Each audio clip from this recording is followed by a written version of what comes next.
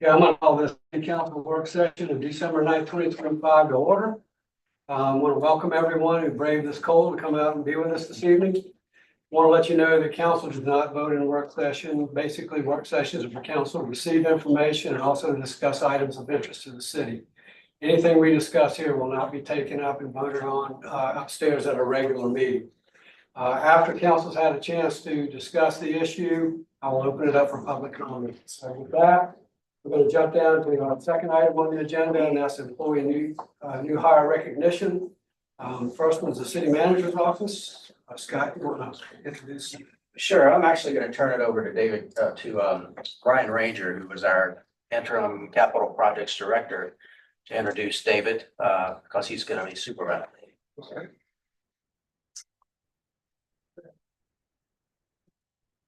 I'd like to recognize David. He is a 2012 graduate of Penn State. He worked for Beaufort County at the assessor's office for 9 years. And I've only been here for 2 weeks, but he's been an incredible asset for me. And I look forward to working with him. And I think that the city is very lucky to have him on the team.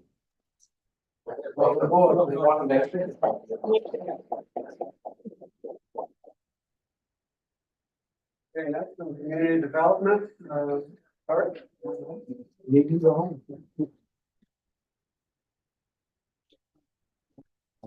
All right, I'd like to introduce Beth Fleming. She has 30 years as the office manager of the Connecticut State Senate. So she can handle that. She can handle everything here so far. She can handle it. Nice to meet you all. That's the fire department, Chief Hawkins. Evening, Mayor and Council. I'd like to introduce Justin Daltrey and Harry Gonzalez. Justin and Harry both have ties to Hilton Head Fire Department. Justin's father is a captain there, correct? It's an FAO. And then Justin is gonna start the fire academy in January for us. Harry is a firefighter paramedic that was working at Hilton Head, but lives over in Beaufort, so he's able to join us and be a little closer to home. So we're grateful to have both of them here on board right now. To the team. Thank you very much. That's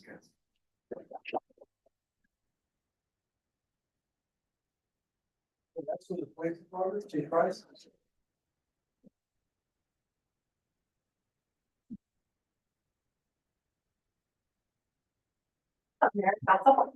Tonight it is my pleasure to introduce you to Dylan Everett. He's served 30 years in the United States Marine Corps. Love Beaufort so much. He is staying here with us and is continuing his community service as a police officer.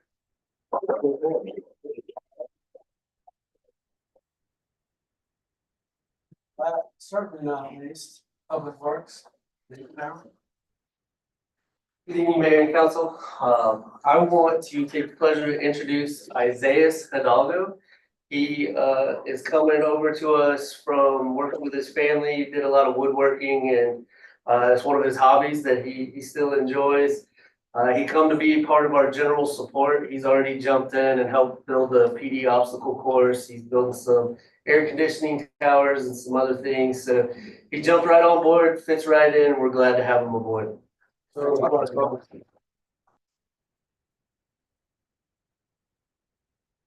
we have no presentation, so we'll go directly to the discussion items. First one is consideration for procurement of noise ordinance signs. Chief Price. I think this is a hot topic. Hot topic, great.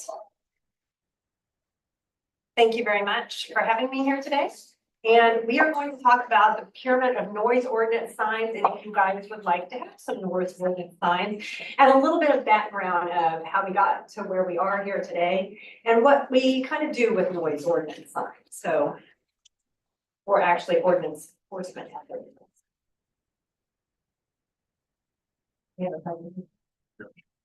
Have anything? You got stuff in your packets, so basically I wanted to talk to you about how many calls for service that we had regarding noise ordinances and how we generally handle that. And I believe it was you, Mayor, was it not, that sent me green bill signs? Yeah. They're very nice, and so that's also in your packet of the signs. In 2023, we had 181 noise complaints. 2024 gave us 199 noise complaints. In 2025, we had 161 noise complaints.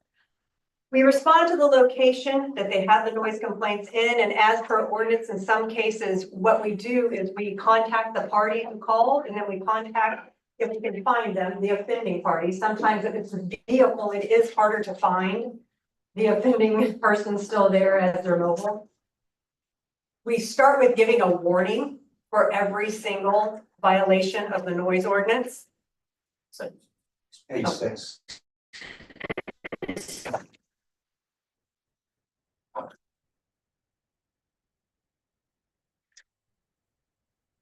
I'm reading directly off that, so that's great. Thank you so much.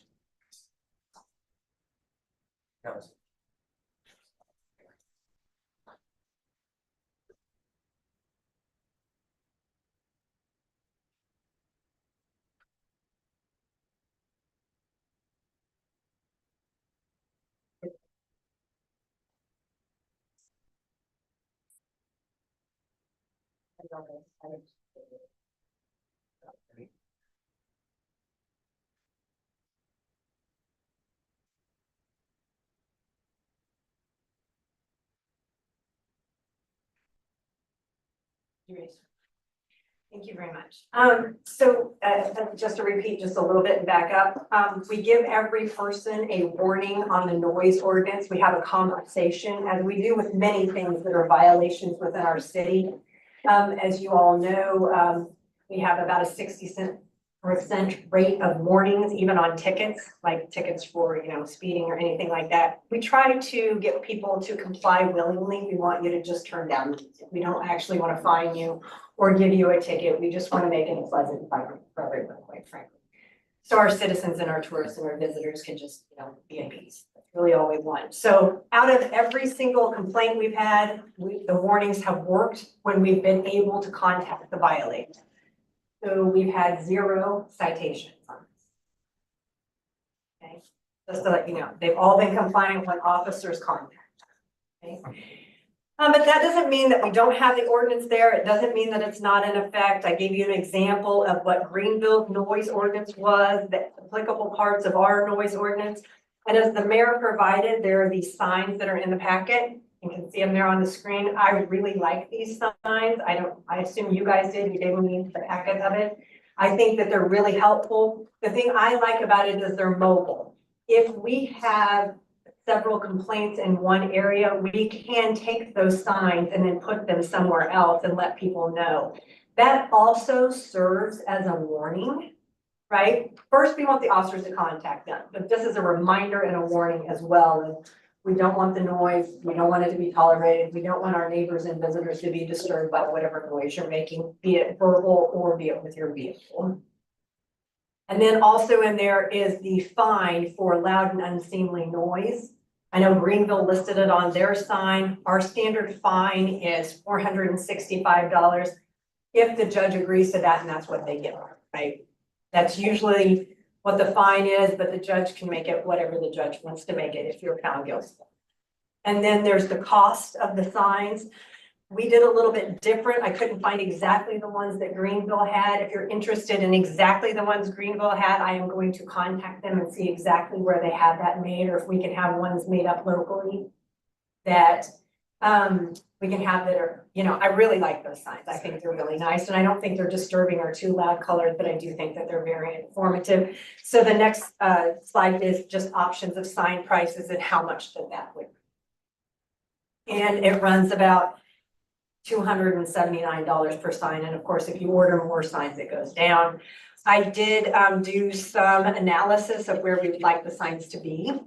And so even though they're mobile, so we can move them anywhere, it was thought to put them at Bay and Carteret, Bay and Craven, Bay and Charles, and Boundary and Charles. Just to let everybody know coming into downtown and visiting the area that noise ordinance is enforced.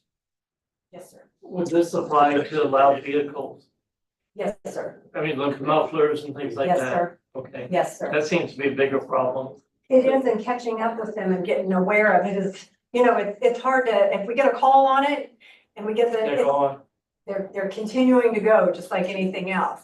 Sometimes if the officers have time, they'll look on the clock camera and try to get where the vehicle's going, but that takes a lot of time too, when you could just drive to the area, so that's fine for that. But yes, I completely agree with you. I think that's very disturbing to some of our neighbors and some of our residents. Shannon, thank you. Mhm. We had a citizen that sent us some information that it's a town of Forest Acres, not Forest Acres, but Columbia. Idiot Lakes. Stadia Lakes, yeah. Did they have a noise camera? Yes, sir. And they said the Attorney General had basically rendered an opinion on it. I looked at it, but it still says in order to issue a citation, officers got to be present unless we can get this legislature to change the law. Yes, sir. I reviewed that. Thank you very much, Mr. City Manager, for sending that along. And we've reviewed this opinion before, I think, as you'll recall, with Mr. Stores. Once sent us an email about that, and we had the same exact answer for him as well. So yes, sir. City, I mean, in states or cities, I should say in cities where they are enforcing, they are able to use the noise cameras. It's like in New York City where they can actually, they have inspections of vehicles, so they can, I guess, remove the license from anyone who puts on those loud mufflers and all that type of thing. They could lose it if they get caught, but we don't have that in the state. Any other questions about the signs? No questions. I think that, if you think the signs will help, then I'm not opposed to them. I mean, they're not expensive. I just will point out that it looked like, the least of the complaints came from the downtown area for the last 3 years, as far as this slide is concerned. And then I had time to go through and read the Attorney General's opinion as well. and Got the same conclusion that basically the issue is you can't determine that the driver is also the owner of the vehicle. That determination needs to be made by the General Assembly. And so I don't know if there would be any value in some kind of a resolution that just shows support, for that. But those cameras are pretty expensive too. I was trying to price them out and it looked like, you're looking at anywhere from $15,000 to $20,000 per camera. So, 27,000. what was that? 27. 27s, yeah, so they're expensive. I mean, this is not pricey for the signs. And the good thing is like you pointed out, they're mobile, but it seems like the least of our complaints are coming from downtown. Are there any aspects of the Greenville ordinance that you think we can put into our ordinance that might be beneficial? I'm so sorry. What's it?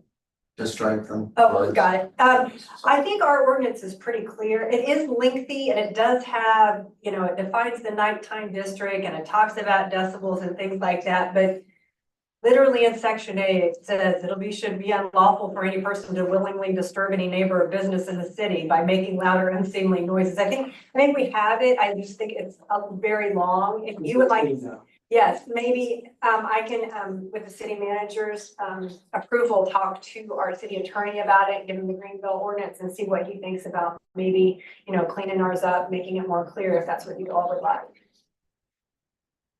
I think that's a good idea for work of enforcement, so I think that's the key. Yes. Is, does the language need to be different? Do you think the police department, what it needs to enforce? The language is very location, time, and decibel specific, and it makes it difficult for the average officer to delineate what's what and what's going on in a scenario when you want action done. If you were to write a citation with the officer, I'm sure a lawyer will challenge it and say, did he have a decimeter on his person when he, check to see the decibel level? Every one of our teams has They do? patrol. Yes, sir. Yes, they do. And we've checked those out just like our other equipment. And so they work, we use them. I know that they use them. We just recently purchased them. Calibrations thing. Yes, sir. Okay. I think what there's all we can do, because like you said, the likelihood of the offender being there, unless the police officers are on the scene, they'll be gone. And then, who's measuring the decibel at that point? Right? And I could see in court, it's gonna be kind of, well, maybe your hearing's better than mine, didn't sound that loud to me. But I think, in response to the citizens' concerns, I think what we're doing should, you know. I would personally rather give folks warning and they turn it down. I mean, that is really what we want, right? And that's what's happening. Yeah, I think the key for the agreeable thing that I liked was when noise substantially interferes with the comfortable enjoyment of ordinary people. I know what loud sounds like to me. I don't know what the decibel level is, but loud is loud. Yeah, loud is loud. I'm just looking at it from a practical perspective of enforcement. You know, if someone's driving through town on Bay Street, Short Bay Street, and they're making loud noise, they're gonna be gone. And then what's the likelihood of, you know, the person who makes the call collecting sufficient evidence with teeth in it when it gets, you know, to a hearing? But all that being said, I still think that what we are doing, is better than doing nothing, right? Because it puts folks on notice, and folks may come through and see that sign, and the next time they go, oh, wow, there's a noise ordinance here, maybe I should pipe it down. So I think there could be unmeasurable differences. Yeah, the one thing I liked was the fine, they had $1,085. If you put that on the sign, people see it, maybe they'll think twice about revenue. Is there a fine enough? I don't determine fines, sir, so, So do noise ordinance fines that we write tickets on go partly to the state? we don't write those tickets. Just don't. We have, yeah, we didn't have any in the past. Would they go to the state? With a portion of it goes to everywhere, right? So there's never. So we- That's just- We only get $12. I doubt you. It's not like- That's it, is it considered a traffic violation? It's kind of a traffic violation. Should it be an administrative violation? I don't know, I can ask, I don't know. Step on correction. It probably. It sounds like most of the complaints, If it's from a car, it's traffic. Okay. If it's from a person, it's civil, yes, yes. sounds like most of the complaints or most of the discussion is centered around noise coming from loud vehicles. Is that fair to say? We don't break it down like that, we just get noise disturbance, that's all it comes down like, it doesn't break it down, like in our system, when I look at it for the analysis. Right. It doesn't break it down like that, we just get noise. Okay. So the numbers that you quoted for 23 and 24 and 25 could also be for noise after times and neighborhoods. Wow. Noise complaint. So it could be car, it could be neighbors, it could be music. It doesn't break it down like that. Okay. So with that being said, we have the least amount of complaints coming from downtown. We don't really separate it with, But Cars signs or- downtown, we have the least offenses. yeah, do we feel like 85 decibels is still providing enough room for businesses to have music at an appropriate level that's not unseemly, but also can, help bring people downtown? Because I know that at least in discussion, I've heard that, whereas businesses would want to have somebody playing music, they can't because we have this noise ordinance in place. Do we feel like 85 decibels is still the appropriate level for that? And is there a way to kind of separate, the noise that we get from or don't want from vehicles without being so restrictive on businesses in that aspect? I think that would be very difficult to do, and I cannot tell you specifically what 85, and I don't, know the decibels of music. I do know that we do define down here the nighttime music district in our ordinance. So that does encompass downtown, that would take care of all the bars and restaurants if they had live music playing and things like that. If you would like me to do research on, what the normal decibel level is for what's acceptable. Well, I know 85 decibels isn't very loud. Yeah. I don't know a lot about how. Yeah. So I think if we're gonna crack it open and look at it and, have legal team look at it or whatever, maybe it would be worth determining what may be the appropriate. I know I get confused when I read this particular portion of our code. It's very, very hard to pick apart. Sometimes I read it and I'm like, well, it almost seems like there's less liberty on Friday and Saturday and then more liberty throughout the week. But I think cleaning this up and then maybe diving in and seeing if that's still appropriate and if there's a way for us to kind of separate, prevent the unseemly noise that we keep hearing in this conversation regarding vehicles while also not, choking out businesses that may want to have live music, at the appropriate time. I can certainly look into that if you'd like. We went through this before years ago, with amplified music. I think the 85 is, might have something to do with OSHA. So Okay. I, that's the level, I'm not would have sure. to do research. 85 is comparable to a vacuum cleaner. Yeah, so comparable to a food blender, so, yeah. It might be. I'm on yours. Ours probably.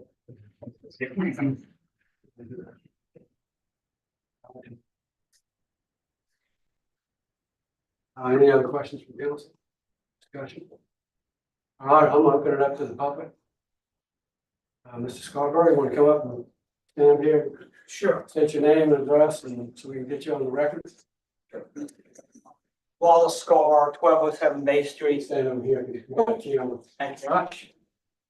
Wallace Scar, 1207 Bay Street. I was wondering, a question for the police chief. I know that you were talking about the citizens' complaints, but if you are on Bay Street or Boundary Street or Rebo at night between 2 and 5 a.m. in the morning, do police officers make any tickets or give any warnings without a citizen complaining? Because if an officer is out there and he hears a loud motorcycle or loud music coming from a motorcycle or a car, do they stop that vehicle and issue a warning? And if so, how many of those are you issuing? I believe I can say with certainty between 2 o'clock in the morning and 5 o'clock in the morning, if an officer was standing downtown and heard a loud vehicle, yes, they would stop them. If they were down there and they heard it, yes, sir. How many, well, we've issued no tickets we would warn them. So I can tell you the last 3 years, we've given no tickets, we've given all warning because they've been compliant after we've warned them. Okay, so you're telling me that officers do make stops without a citizen's complaint if a vehicle is loud? Yes. Okay. That would be good. Thank you. Anyone else?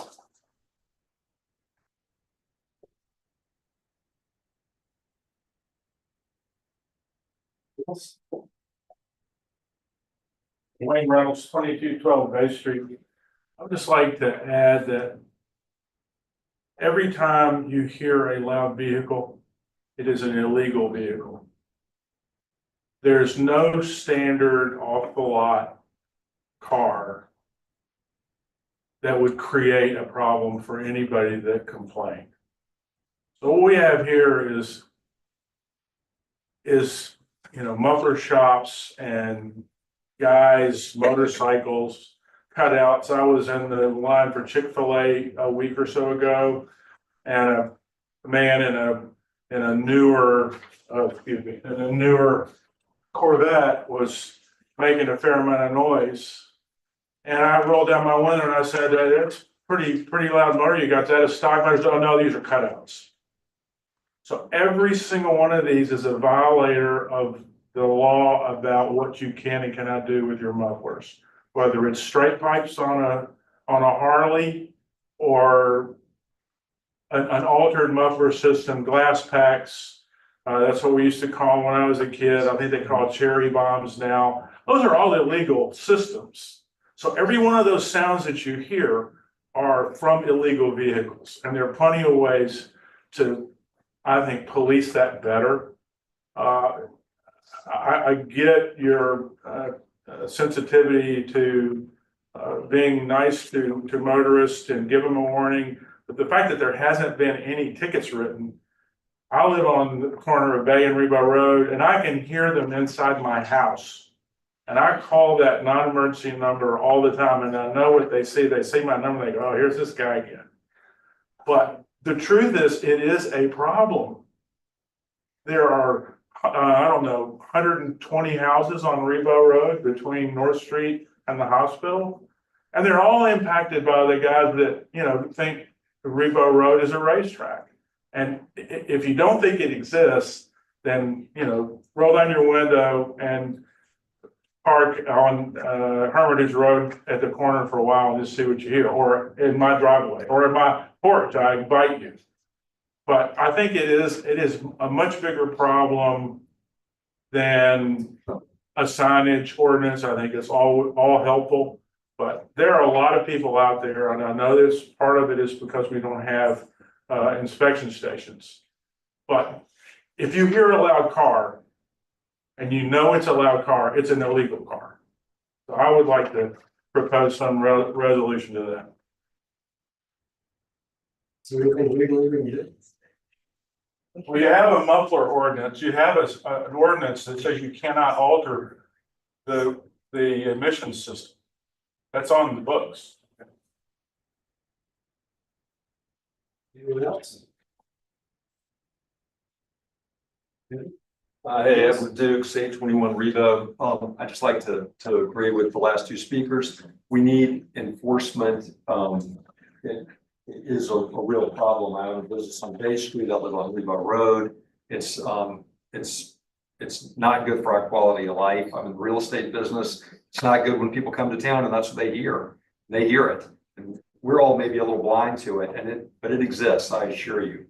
I think we need enforcement. I think we need to understand that, are we calling the non-emergency number? We hate to call 911, but what counts when we call? Is it non-emergency or 911? So non-emergency in this case is really what it would be. The issue there is if you're not calling the emergency number, and I mean, it depends, do you like a loud vehicle? I don't think it's an emergency, no, but I think it has to be dealt with, and we just want to make sure it's channeled to the right group. It'll go in queue with everything else. Right. So each call is listed as a priority. Priority one calls are like murder, rape, robbery, shootings, things like that. Those always go before everything else. Right. So by the time that we get to your vehicle, when you call non-emergency or emergency number for it, it's such a low priority that vehicle's probably home wherever they go now. I can do selective enforcement for you with our community response team, and we can specifically focus on loud vehicles if you'd like, but I need to know. I know you say like all day, all night. A more specific time would be great. Is it a daytime issue? Is it an afternoon issue? Is it an evening issue? I think Notice any difference? I mean, I mean, I think everybody in the room that, lives in town can attest. It's all day long. There are certain times where it's more distinct. If you, in the middle of the night, it is going to stand out more. But I mean, it's at 10 o'clock or 8 o'clock on any given Friday night, you can listen to a motorcycle or a truck do the entire lap over the Woods Bridge, over the McTier Bridge, down Revo Road, down Bay Street.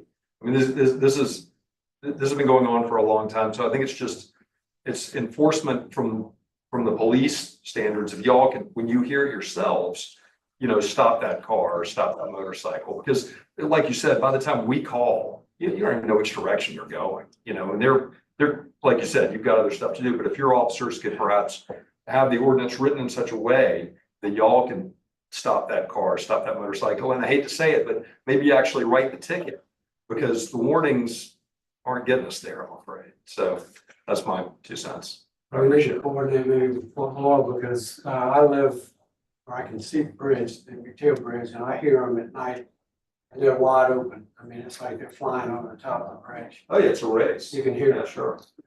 Anyway, I thank you. know you can hear it. Yeah, I've got a lot. I think everybody in the room can hear it. Thank you. Chief, I think we really need to look at the ordinance so that officers do have more, where they can initiate it, because if I'm not mistaken, I was part of this when they developed this 30-something years ago. Loud and unseemly, it must be initiated by a complaint, I believe. That's what it was back then. It may have been amended since then, but the ordinance, I believe, has to be initiated by somebody complaining about it before the police can do action. So you may want to look into that. We can write on it. We can write on it. It says substantially audible 50 feet or more from the vehicle. Okay, one time it was initiated by a complaint. And I guess you want to get concurrence from council about going ahead and forward with the signage.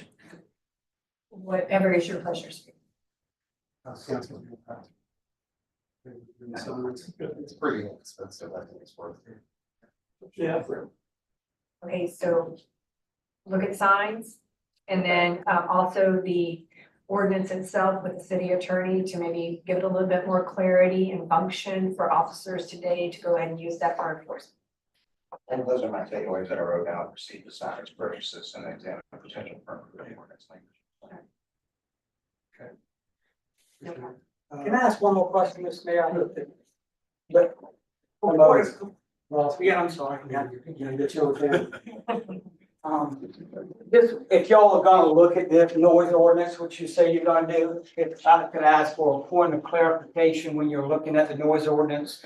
In section C, down below by the middle paragraph, after the 50 feet from source, there's a sentence down there, unless such device was used in danger warning, similar emergency, or a permit has been granted by city council for same. I'm wondering what that permit has been granted by the city council for the same means. Back here in section F, there states that there shall be no violation under subsection for this section for special events provided permits first obtained from the city. Does that sentence in C refer to F? And if it does refer to F, I think it would be best if it were clarified and said as explained in subsection F. If that's indeed what it means. I'm just asking for clarity, what does that sentence mean? What does a permit mean? What type of permit? Is that for an event? Or is that for? Special events. I think it's more. But it doesn't say that. I mean, Needs to be cleaned up. I just think it needs to be cleaned. There's several things in here that I believe need to be cleaned up. And I'd love to meet with the city manager or anybody, because I think I could help with clarification on this, because the way it's written is clear if you understand it, but if you don't really understand it, it can be confused very easily. I think it could be written a lot clearer personally. There's none. Thank you.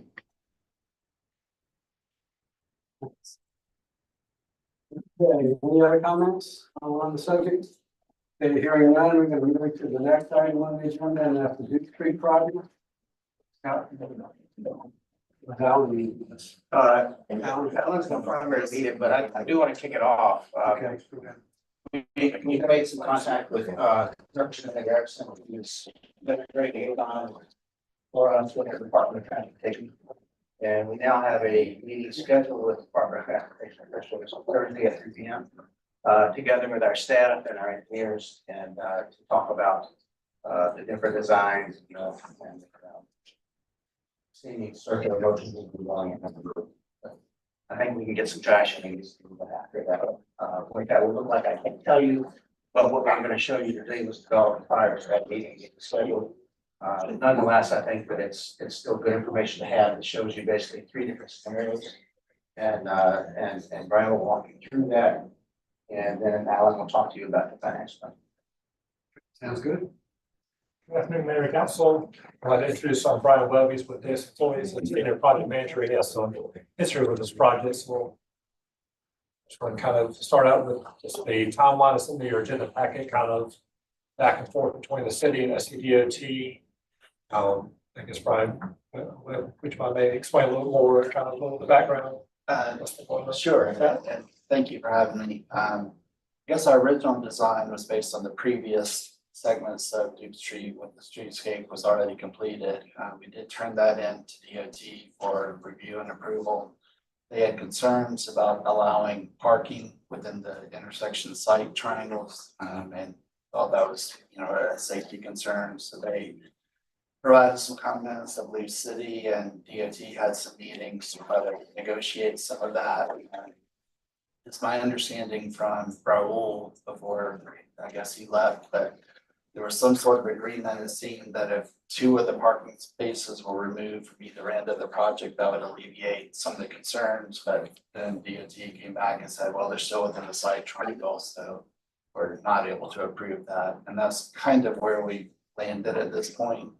That's been roughly over the last 12 months of coming back and forth of those exhibits and discussions and reviews and approvals. But at this point, DOT seems to have kind of drawn a line in the sand, if you will, about the site triangles and what's permitted within those. But as we mentioned earlier, we do have a meeting with them later this week to discuss that further and see if there's any path forward.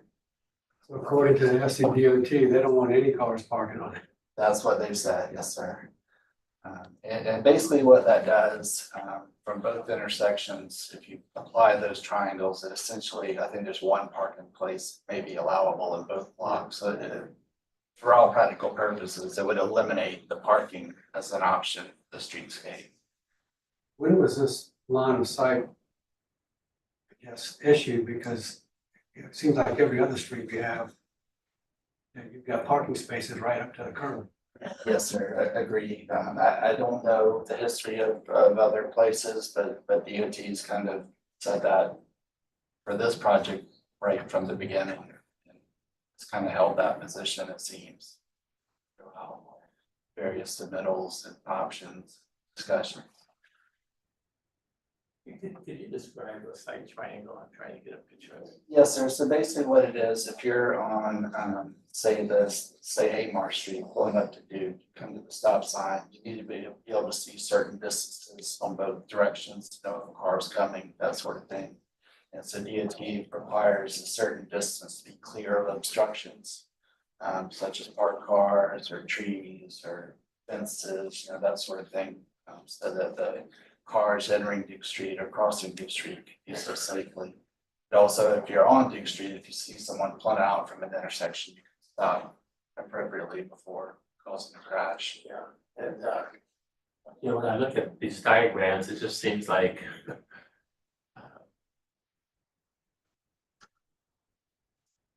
a triangle must have a pretty wide angle.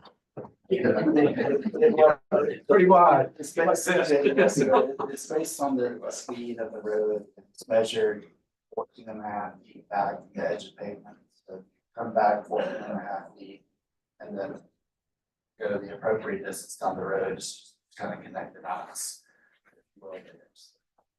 If you're 25 miles an hour coming through a stop sign intersection, you have to have a 4-block visual sight clearance. Well, that's You could stop a both. Greyhound bus. Well, it's not for one, the site triangles overlap from the 2 blocks that we have, and that's the problem.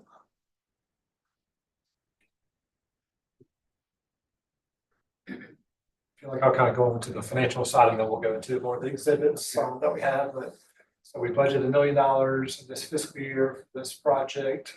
625,000 was from the ARPA funds. Everyone knows that it must be spent by December 31st, 2026. And we also pulled $375,000 from our general fund balance, which was committed for redevelopment. That's kind of what we have in the budget for now. I know when we met a couple weeks ago for the capital project update, we were kind of concerned about the funding issue with the ARPA. And just to give you a little more background, we did issue an RFP back in December of 2024 for the Duke Street project. Blade the Haymar, we received 1 bid for about $1.4 million. This is when we were trying to fall within the ARPA deadline for obligation and contracts. But we knew that was way over our budget, so we got to proceed with that contract. We do have interest earned that is not subject to this obligation deadline. As of October, we've received about $711,000 in interest from ARPA we can use. We still have to make sure that we spend the money by this time next year as well. Just also want to look at I guess the other side. I want to say that we want to make sure that we spend our ARPA funds first and then we use our other funds that aren't quite as time sensitive. And so with that being said, if there was, God forbid, and this comes out a little bit larger, we can also pull some money from our general fund balance for committed for redevelopment again. We have about $1.5 million use after the $375,000 that we have budgeted for. And another option that we have is city collects and remits impact fees to Beaufort County. I've calculated that we've remitted about $4.9 million of road impact fees to Beaufort County since 2014. They're saying some of those monies have been used for the Boundary Street Corridor project. I'm not aware of any other project that within the city we have used recently. And so the city could inquire with Beaufort County regarding these funds as additional funding sources for this project. You can talk with them and kind of see what we can do as far as maybe using that as a funding source if needed. You know, how much we spend on the, impact, fees on Boundary Street? I'm sure you have to look back and see, but even, I want to say even the voucher project is fairly new, but I think that was money that we've already collected even before 2014, so they already had it in the banks. But I'm sure some of that money has already been spent, but there's some as well. Look into that a little bit closer if you need me to. Any questions about the financial aspect of it before we get into our options? From a construction standpoint, what's the time frame? Will we be able to do it? If you got a year. Yeah. Roughly. We'll be able to get it done. Yes, sir, we think the timeline of the construction would take 9 months or so, but that's from shovels in the ground. That would not include procurement, permitting, other things. So they got for bid and everything as well, so they're pretty tight schedule, all that. And in 2026. Could you repeat what you just said, sir? I'm sorry, I didn't hear you. I just mentioned that we think the actual construction time would take Uh-huh. 9 months, but prior to that, they'd be advertising for bids, approving contracts. Sure. Thank you. First, we have to settle on a design. Yeah. So that's what it's in. If they're hard and fast on this, there must be some liability issues that they're facing. That's why they're coming to this line of sight, because I can't see any other Well, reason. possibly, one of the things that if police department is not done already, that I will ask them to do prior to our meeting Thursday with DOT is to look at the segment of Duke Street that we've already done, in the fashion we've done it. And what's the data say about accident rates?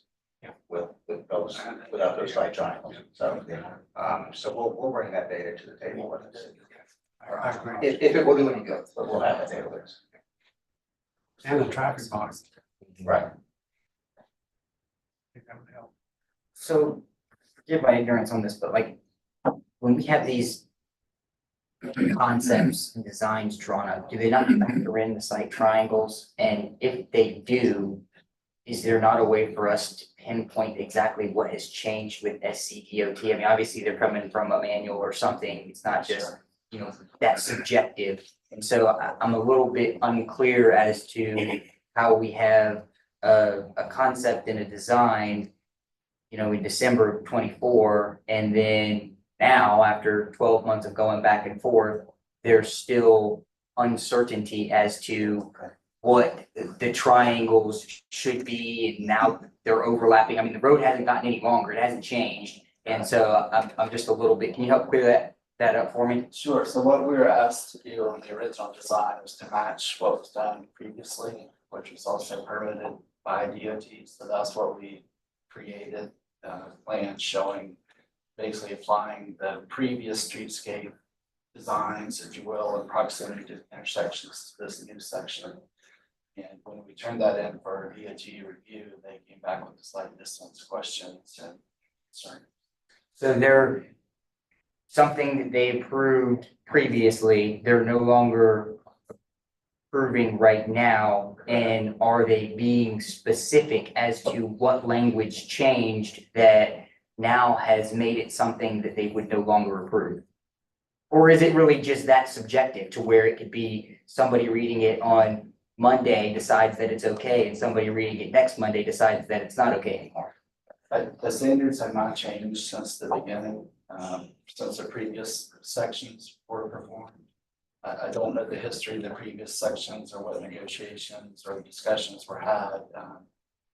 Assuming because it was built, there was some approval there, but I don't know exactly what happened there or why that was approved, and this one was not. No, I was pretty much done. I was just gonna say that I'm a little bit dismayed that we're now a year into this and we haven't at least figured out that much. 2 years. Do you think it's just the interpretation of multiple people within the department? Everybody's got their different interpretation of the same law? There very well could be. I guess certain people may focus on certain aspects of the design more than others, perhaps. I don't want to speak for the DOT or why they think what they think, but I'm sure Thursday will be a more appropriate time for those discussions and. Mr. Mayor, I think because we've been. Extend. Your name is on the. See me by the way, I saw myself. Yeah, we haven't finished talking yet. As soon as we finish, we'll give you public comment. I just wanted to add to that bit, because we've had 3 meetings with Raul on site. And just to be clear, what's being questioned is there were 3 options.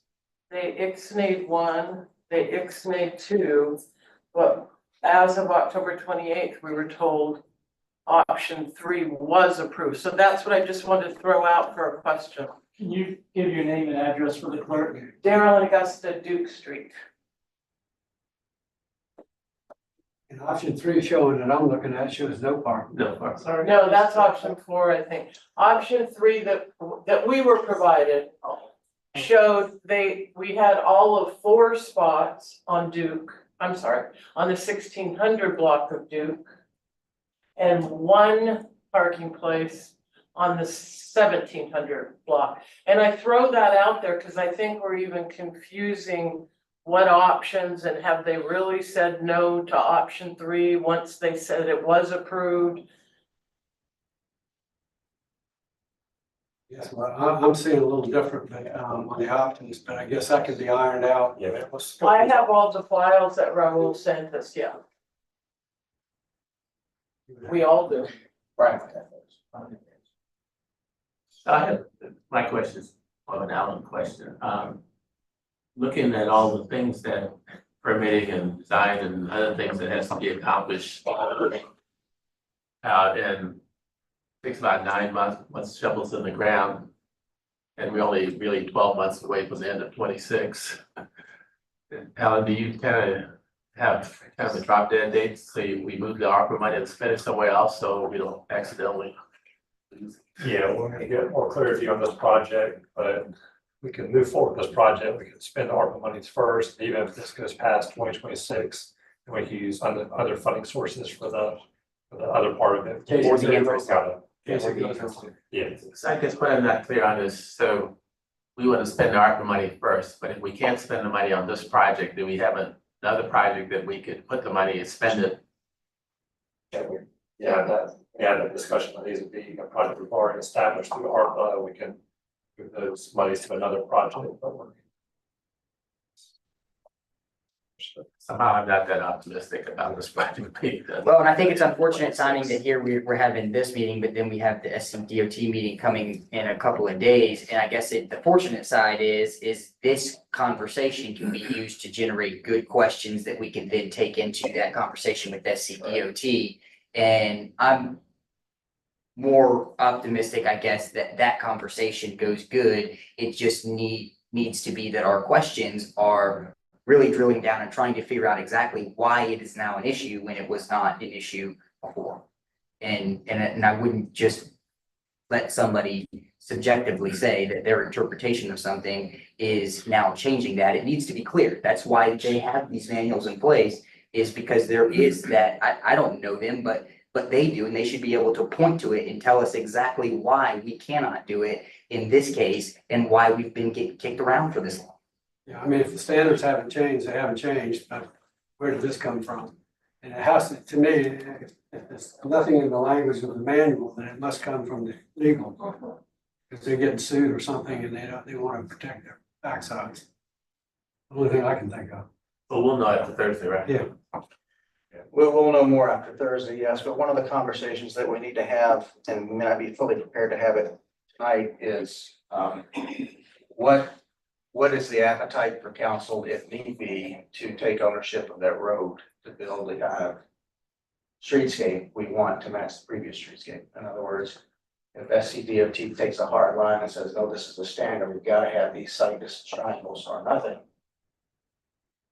Is council willing to take on ownership of the road in order to make that streetscape happen and make it look like? How much of that road are we gonna? Well, that's the other question. Only DOT wants you to take the whole road, they want you to take part of the road, so. And again, that's why I said it's not a fully informed discussion this evening, but we need to be prepared to have that discussion as well. But we'll know more after the meeting this Thursday. And I guess it would be really hard to tell like what the city's maintenance responsibility of that road would be, even long-term. I mean, we couldn't go too far out, but if we could go, 15, 20 years out to where we could get a better understanding of what our financial obligation would be if we were to do that. I'm not saying that I would be opposed to that being a last resort option, but I would also underscore that with hesitation of setting a precedent for taking ownership of roads just to get our way. I would rather really try to figure out exactly why this has now become an issue when it wasn't before. I echo that too, and also agree that you gotta look at, we need legal interpretation. This could open us up for liability if there's an accident. One of these intersections, because we have cars parked there. Because SCDOT's put a hard line and said, we're not doing it, this is what it should have been. We're doing something different. Right, let me ask this too, Scott, you made a comment earlier, or somebody did actually, about the speed. Is there the opportunity that lowering the speed provides us leeway to do the original design? Because I think Duke Street was the one. That'd be a good question for Brian as the engineer. He's asking a question about speed, Brian. Is there an opportunity for? 25 throughout the city, not less than 20 lower. I thought that one was not, I thought Duke Street was the one. Citywide, we need 75 on the road, so it's all 25. Okay, so there's no opportunity to lower the speed and maybe. Sure, we can make it. Now you know, Josh, you can't do 40 anymore. What's that? I said can't drive 40 anymore. Again, that's where ownership comes into question. If it's a city road, you can put whatever speed limit you want. I mean, you go Port Royal and Right. 22 miles per hour, because they're honoring the Kill 22 program. 22 and a half. 22 and a half. Okay, So we'll know more after Thursday's meeting, but I wanted to set the table and give council an idea of what we're working with to try to get a solution for Duke Street. DOT will be there. Have you all experienced this before? Andy Leapart With DOT's pushback? operations. Varies, I think, each district kind of has their own interpretation, I guess, of certain things or certain things that they look for, so it's not uncommon to get these things. This is the Charleston office is where this goes, right? Yes, sir. Any more discussion from council? I'm gonna open it up to the public. I'm sure there's several hands that want to go up. Anyone want to speak? Yes, sir. Scott, I heard you mention that you're meeting with SCDOT Thursday with Senator McKinney. Is the senator going to be with you as well? Representative Erickson. Oh, Representative Erickson. To my knowledge, she will not be in the meeting. She's welcome to attend, but Is she in support of our issues? she is an advocate for getting a response from DOT that we need to move forward. Okay. Has anybody looked at how many accidents have actually happened during these cross streets? Over like the past 5 years or so, just to get When we an just did idea? the speed thing, it was on there. And that's what I just spoke of, that I'm asking the police department to have that data available when we meet with DOT on Thursday. So And I'm in total support that if there is a way that city council can find their way to take over the street, to put the SCDOT problem away, we, as our neighborhood, we'd love that. I think all of us on the 1600 Parker Duke Street would support that, because they're all here. You give us your name and address. Christopher Augusta, 1606 Duke Street. Would you support it even if there was an additional tax to maintain it long term? Yeah, Yeah, absolutely. without question. I mean, if there had to be, like not a penalty tax, but a surcharge, bring it on. I mean, the other question that I have, and then I'll shut up. How much longer is the stormwater underneath Duke Street gonna last before it blows up? I mean, we were told that area of Duke Street is in real dire condition. 1600. The 1600 block. 1700 starting to. Yes, 1700 was more preventative. 1600 block was absolute dire, needed to be done. How much longer is it gonna last? I don't know the answer to that, but part of the project is to upgrade the drainage. Oh, that's huge to us. I think, And we're very much looking forward to that. I can't stay seated, it's me again. I think what you feel is our frustration. Since you remember, Scott, we were thrilled January of last year, not this year, last year, when it became, keep me honest, tier one project, the funding was put in place. Then we were told by JJ that it wasn't ARPA funding, that money had been reallocated, so calm, don't worry about the funding.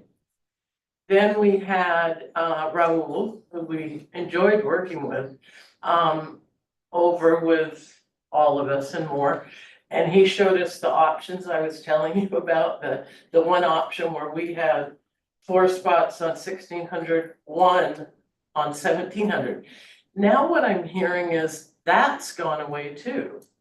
He also said, per my witnesses, I said, is there any danger of losing the funding? Absolutely not. So when you feel us getting worried, concerned, frustrated, that's the whole story. This has been going on since January of 2024 when the funding tier 1 happened. This didn't just all happen.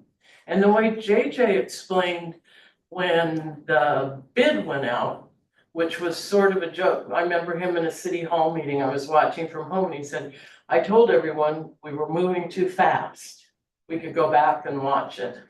He said, we were going out to bid without important segments. And guess what he told me offline? SCDOT. So there was a lot maybe not done in the right order, not pointing fingers, just as things happen. So here we are exactly where we were since 2013. I think the holdup basically is all involved parking spaces on the street. Sorry? I think the big problem is all the parking spaces on the street. Because that line of sight, that's what's holding us Oh, up. we know all about it. I could show you so much information, all the research we've done. But again, Mr. Mayor, when Raul was with us October 28th, he said, done deal. And we had to sort of look at each other and go, are you kidding me? You guys can help me here. It was like, we're gonna have 4 parking spaces. And then you know what we said? Do it. And don't get me wrong, we are very appreciative of everything the council has done. Yeah. The town manager has done, and what you guys, Davison, we're very appreciative of all the efforts that Right. everybody's trying to be. But it doesn't Just go need to anywhere. get to the point where the trigger can be pulled. And we do get Thursday. different information. Can I hold you to that? He just said. Yeah, we gotta get an answer Thursday. Two more parking spaces.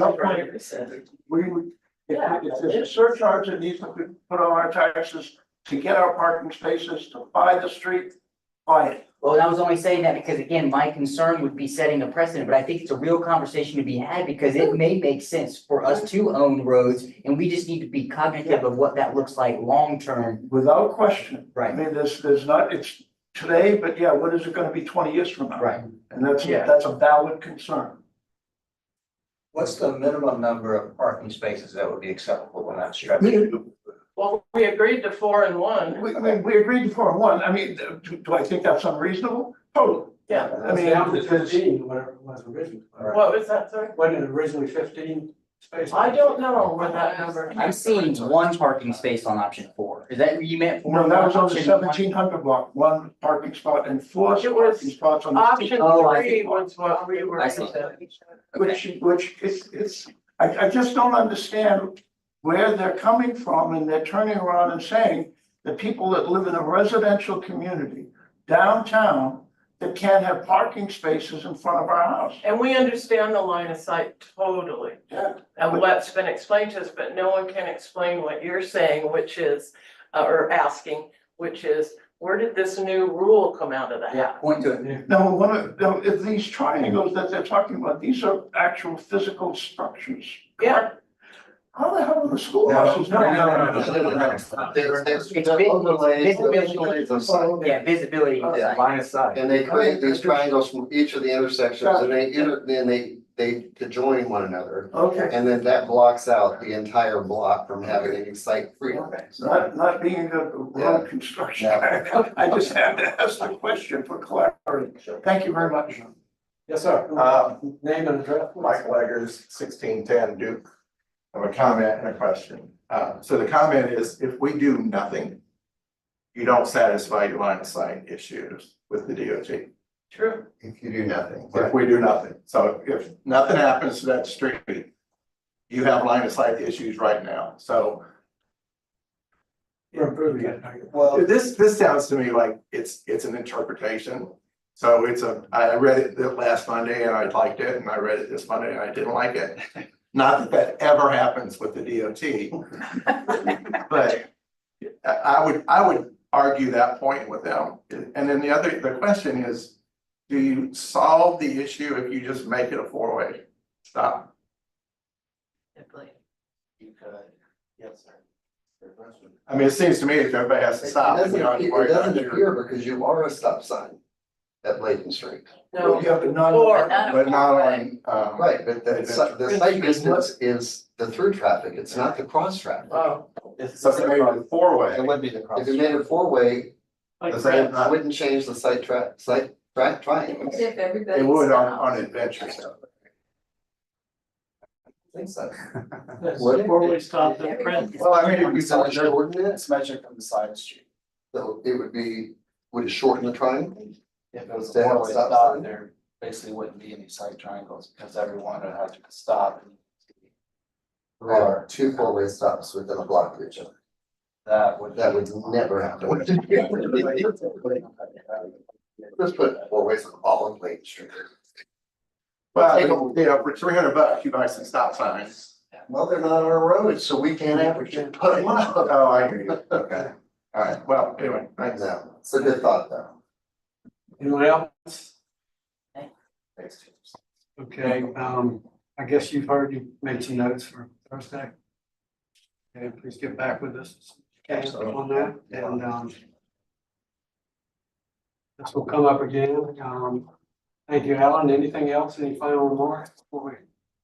I'm not sure if y'all want to go through the options that we have, or just to kind of We can. here a little bit, so Brian's here just to.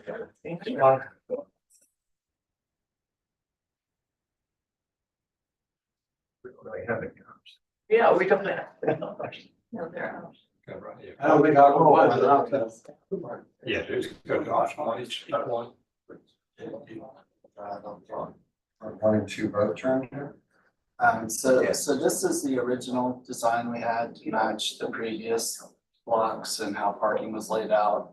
Basically, there are 25 spaces potentially under that design. This is what was submitted to DOT. They came back and had concerns about the side triangles, said, no, we can't approve this as it's drawn. The next one. So this was based on our understanding from Raul and others that if two of the parking places were permitted from either end, the DOT would be agreeable to that.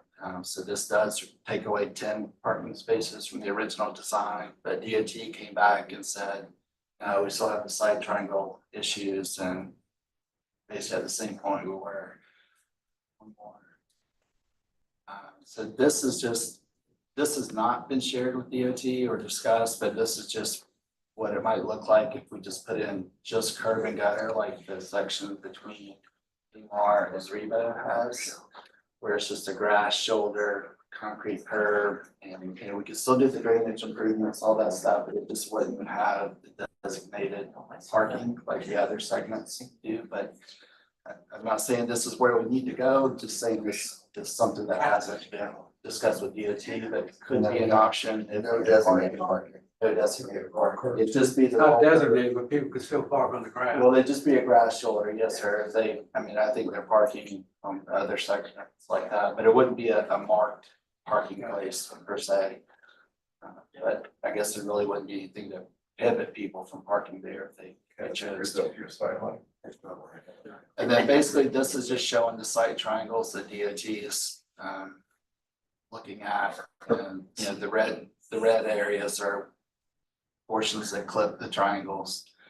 So I think that's where that one green spot on the bottom came from. And that's kind of where we are at the moment. Maybe one final comment before I go. Rolling curbs so that people can just drive up them and use gravel. We've all talked about it, we don't want it. So we want curbs, sidewalks, lighting, very important, and trees. Stormwater.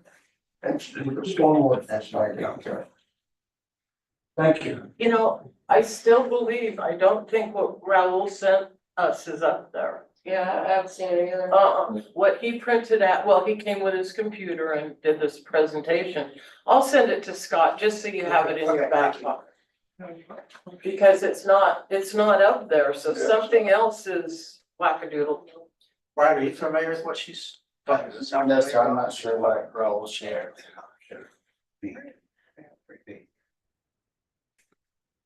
Well, is there any other things that we need to discuss? May I ask, then we'll see anyway, but what he shared, is that the same, it's on the portal? Have you been on our portal? You mean the minutes?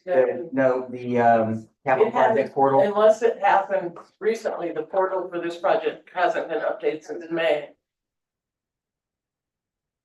Unless. There wasn't any of the information that's on there. No, no, he brought to our neighborhood meeting. And again, I'll share it with you, but that's where we had to agree, we were going from, and I don't see it up there, 4 on 1600 block, 1 on 1700 block. And I didn't see any of those up there, did you? It may be, so with the site triangles, there's the standard applications 14.5 feet. There is a section of design, the DOT requirements is the 3 Rs is rehabilitate, I forget the 3, but basically it allows for a 10-foot setback rather than 14 feet. It did make an exhibit showing that might be what was shown that allow a few extra spaces, but in looking into that further, the DOT basically asks us to do an engineering justification to use the lesser setback, and in reading into the standards, this section or this project really wouldn't qualify for one of those types of projects. And so we're concerned, we could certainly do all the write-up and studies, but I think there are 15 different criteria you had to document that you met, and we're just kind of concerned if we did all that, we might still be where we are now with the same type questions. So that might be what was shared. I'm not exactly sure what Raul shared or. It was definitely from your company, and it might have been the 10-foot setback. and he had That was been October, November. to a meeting, and That sounds right. who has been participating from the city with this DOT? I don't know. We have not been. I think it was between Raul and JJ and perhaps others. So it would have been JJ and Raul. Oh, JJ. And then who's going to be there? Are you gonna be there on Thursday, I Scott? will be there on Thursday. Mr. Ranger will be there on Thursday. Of He's our course, yeah. Capital Projects Director. Ryan will be there on Thursday as well. And if you have any more offline questions for us, we're happy to share. Thank you.